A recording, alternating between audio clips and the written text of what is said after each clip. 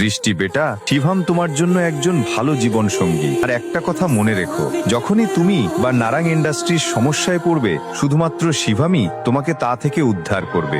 তুমি কি বলতে চাইছো? যথেষ্ট, চুপ করুন প্লিজ। এবং ভুলে যেও না, আমি এখনো এই কোম্পানির বস। ডিসিশন মেকিং পাওয়ার এখনো আমার হাতেই আছে। যা কিছু হবে সেটা আমার সিদ্ধান্তেই হবে। শিবম, তুমি বলো, তুমি কি বলতে চাও? প্রথমে আমি কোম্পানির শেয়ার হোল্ডার আর ইনভেস্টরদের ডিটেলস চাই, তারপর ব্যালেন্স শিট দেখতে হবে, তারপরেই আমি কিছু বলতে পারবো। এভাবে আমরা যাকে তাকে আমাদের কোম্পানির ডিটেলস দিতে পারি না। কি ল্যাপটপটা দাও। এটা নাও দৃষ্টি, ইউ কান্ট। ঋষভ, ভুলে যেও না, তুমি তোমার বসের স্বামীর সঙ্গে কথা বলছো।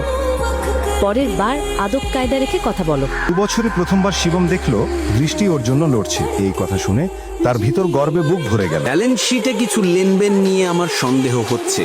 যেভাবে ইনভেস্টররা কোম্পানি ছেড়ে চলে যাচ্ছে তার একটা প্যাটার্ন আছে। এখানে নিশ্চয়ই কোথাও সমস্যা আছে।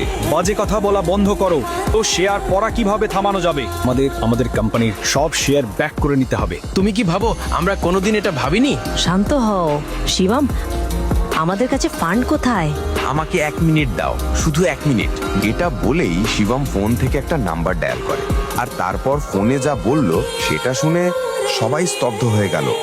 ঋষভ আর মোহিতের চোখ কপালে।